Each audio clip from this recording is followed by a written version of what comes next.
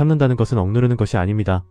많은 사람들이 참아라라는 말을 들으면 감정을 꽉 눌러 담고 말하고 싶은 걸 삼키고 억지로 아무렇지 않은 척하는 것을 참는 것이라고 생각합니다.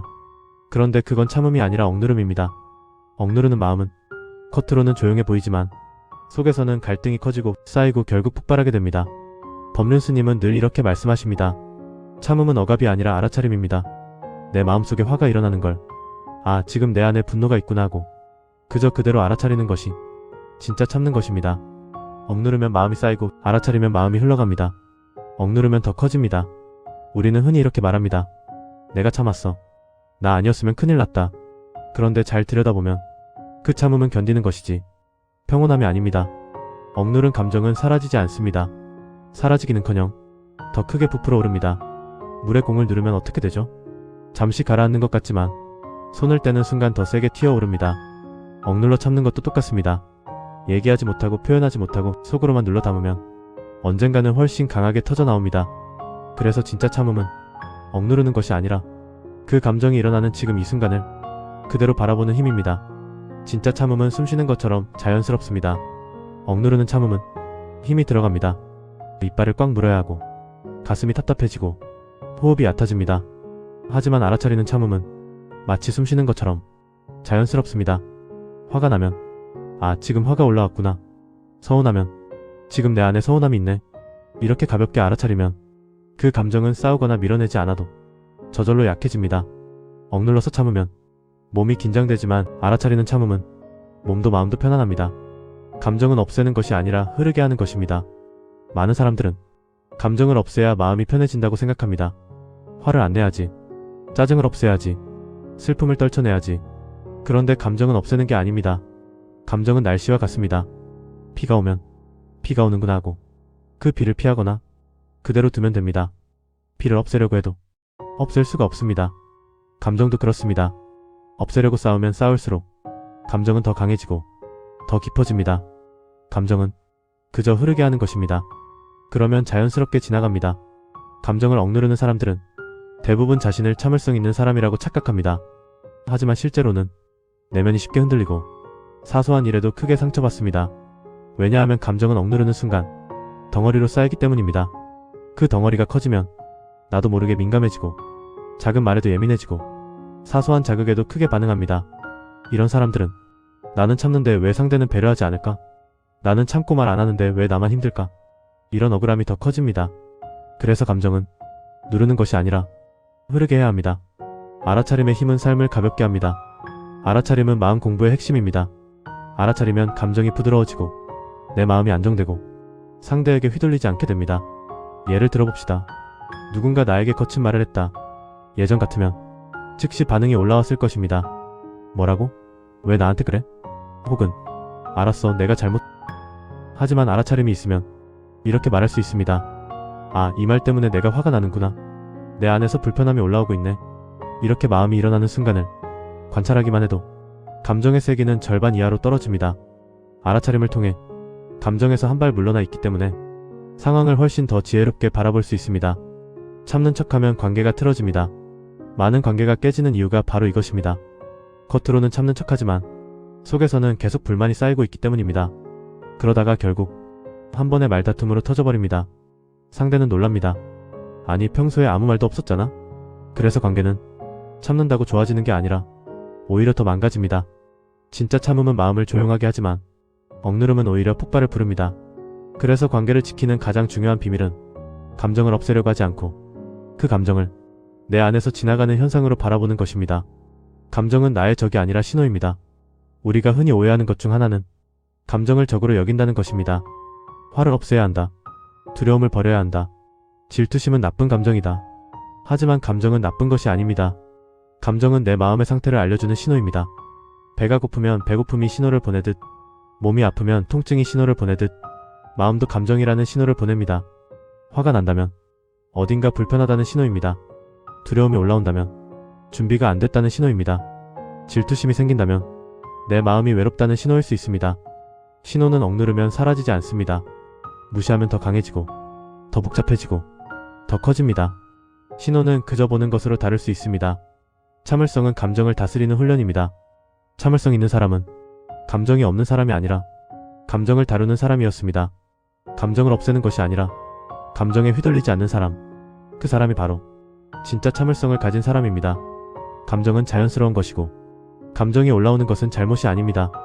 참을성은 화가 안 나는 것이 아니라 화가 난 나를 볼 수 있는 힘을 말합니다. 그 힘이 커질수록 감정은 점점 나를 지배하지 못합니다. 참을성은 억누름이 아니라 성찰입니다. 평정입니다. 알아차림입니다. 삶은 편안해지고 관계는 부드러워집니다. 내 감정이 일어나는 순간을 그대로 볼 수 있게 되면 삶은 훨씬 편안해집니다. 사람 때문에 흔들리지 않고 상대의 말에 과하게 반응하지 않고 내 감정에 끌려다니지 않게 됩니다. 이건 단순한 마음 공부가 아니라 인생 전체가 바뀌는 변화입니다. 그리고 무엇보다도 관계가 부드러워집니다. 내가 부드러워지면 상대도 부드러워집니다. 내가 편해지면 상대도 편해집니다. 내가 흘러가면 상대도 흘러갑니다. 억누르는 참음은 나도 힘들고 상대도 힘들지만 알아차리는 참음은 나도 편하고 상대도 편합니다. 이것이 법륜 스님이 말씀하신 참는다는 건 억누르는 게 아니라 내 안의 감정을 알아차리고 흘려보내는 일이라는 가르침의 핵심입니다. 어릴 때부터 우리는 이런 말을 들으며 자랐습니다. 울지 마. 화를 내면 안 돼. 참아야 어른이지. 그래서 감정이 올라오면 자연스럽게 눌러야 할 대상으로 배웁니다. 하지만 감정을 누르는 법은 배웠어도 감정을 바라보는 법은 배운 적이 없습니다. 울지 않는 아이는 착한 아이가 되었고 화를 숨기는 사람은 성숙한 사람으로 불렸습니다. 그러나 마음속에서는 울음도 화도 사라지지 않았습니다. 그저 안으로 숨어버렸을 뿐입니다. 이렇게 숨어버린 감정은 언젠가 더 큰 모습으로 다시 나타납니다. 참지 못해서 문제가 생기는 게 아닙니다. 사람들은 흔히 말합니다. 내가 참지 못해서 일이 커졌어. 하지만 사실은 참지 못해서가 아니라 너무 오래 억눌렀기 때문에 문제가 커진 경우가 훨씬 많습니다. 참지 못한 게 아니라 이미 한계를 넘어서 터진 것입니다. 마음도 몸과 같습니다. 몸이 아픈데 계속 참기만 하면 결국 크게 병이 납니다. 마음도 마찬가지입니다. 신호를 무시하고 불편함을 외면하고 계속 억누르면 어느 순간 감당할 수 없는 지점에 이르게 됩니다. 그래서 문제는 참지 못함이 아니라 제대로 바라보지 않음입니다. 감정을 인정하는 순간 힘이 빠집니다. 신기한 일이 하나 있습니다. 감정을 밀어낼수록 커지고 인정할수록 약해진다는 점입니다. 나는 화나 있지 않아 라고 부정할수록 화는 더 강해집니다. 하지만 내가 지금 화가 났구나 라고 인정하는 순간 그 화는 이미 절반 이상 힘을 잃습니다. 왜 그럴까요? 감정은 싸움을 먹고 자랍니다. 밀어내고 부정하면 나를 없애려 하는구나 하고 더 강해집니다. 반대로 그대로 인정해주면 싸울 필요가 없어집니다. 그래서 법륜 스님은 감정을 다스리려 하지 말고 감정을 알아차리라고 말씀하십니다. 알아차림은 연습이 필요합니다. 알아차림은 한 번에 완성되지 않습니다. 습관이기 때문입니다. 우리는 수십 년 동안 감정이 올라오면 반응하는 데 익숙해져 왔습니다. 버럭 화를 내거나 입을 닫아버리거나 자책하거나 남 탓을 하거나 이 반응의 고리를 끊기 위해서는 연습이 필요합니다. 처음에는 알아차리기도 전에 반응합니다. 그게 정상입니다. 그러다 어느 날 반응한 뒤에 알아차립니다. 내가 지금 화가 나서 이렇게 말했구나. 그 다음 단계에서는 반응하기 직전에 알아차립니다. 화가 올라오네? 마지막에는 화가 올라오는 순간 자연스럽게 숨을 고르고 그 감정을 바라볼 수 있게 됩니다. 이것이 참을성의 성장 과정입니다. 참을성은 인내가 아니라 자유입니다. 많은 사람들은 참을성을 버티는 힘이라고 생각합니다. 하지만 참을성의 본질은 자유입니다. 감정에 끌려가지 않을 자유, 상대의 말에 즉각 반응하지 않을 자유, 상황에 휘둘리지 않을 자유. 억누름은 속박입니다. 알아차림은 자유입니다.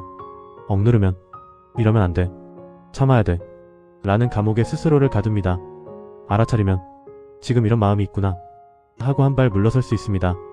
이 거리감이 마음을 자유롭게 합니다. 화가 날 때 가장 먼저 해야 할 일은 상대를 바꾸려는 것이 아닙니다. 설명하려 하지 말고 설득하려 하지 말고 판단하려 하지 마십시오. 가장 먼저 할 일은 내 마음을 보는 것입니다. 지금 화가 올라왔다. 가슴이 답답하다.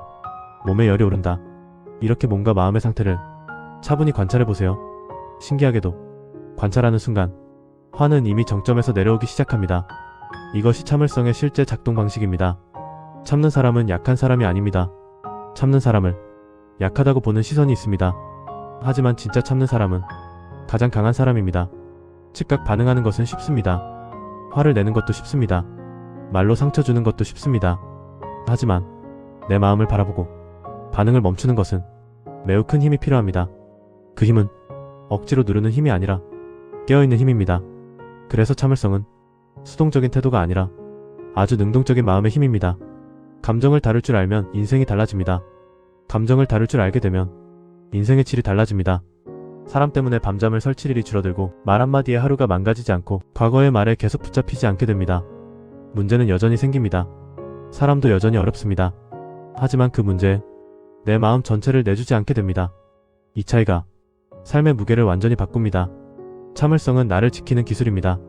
참을성은 상대를 위해 참는 것이 아닙니다. 나를 지키기 위해 참는 것입니다. 억누르면 내 마음이 다치고 알아차리면 내 마음이 보호됩니다. 그래서 참을성은 인격 수양이 아니라 자기 보호입니다. 내 마음을 함부로 쓰지 않겠다는 선언과도 같습니다. 오늘부터 이렇게 연습해보세요. 오늘부터 이렇게 해보세요.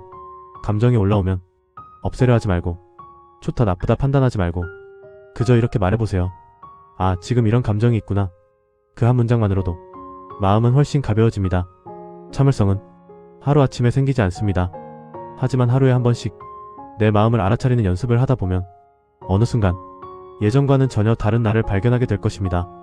억누르지 않아도 평온한 상태, 참지 않아도 흔들리지 않는 상태. 그곳이 바로 법륜스님이 말씀하신 진짜 참을성의 자리입니다.